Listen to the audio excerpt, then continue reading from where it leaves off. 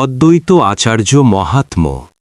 শ্রী অদ্বৈত আচার্য মহাপ্রভু গৌড়ীয় বৈষ্ণব পরম্পরা। অদ্বৈত আচার্য হলেন মহাবিষ্ণুর অবতার এবং একই সঙ্গে শ্রীকৃষ্ণের পরম ভক্ত। তিনি জন্মগ্রহণ করেন নবদ্বীপে এবং তার বাসস্থান ছিল শান্তিপুরে। মহাপ্রভুকে আবাহন। কলিযুগে মানুষের অধঃপতন দেখে অদ্বৈত আচার্যের হৃদয় করুণায় ভরে ওঠে।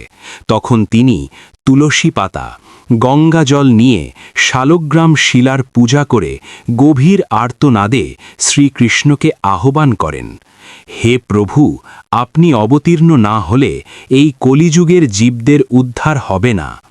এই আবাহনেই শ্রী চৈতন্য মহাপ্রভুর আবির্ভাব। এই কারণেই অদ্বৈত আচার্যকে বলা হয় ভক্তি অবতারের মূল কারণ। অদ্বৈত আচার্যের তত্ত্ব।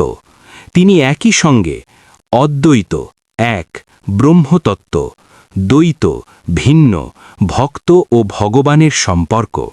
এই গভীর তত্ত্ব থেকেই তার নাম অদ্বৈত।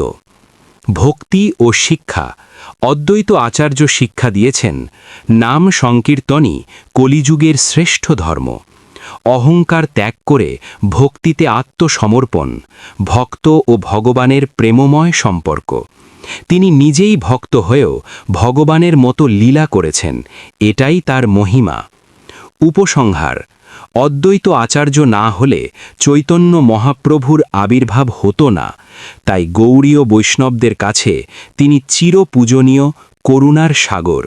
জয় শ্রী অদ্বৈত আচার্য প্রভু, জয় শ্রী চৈতন্য মহাপ্রভু।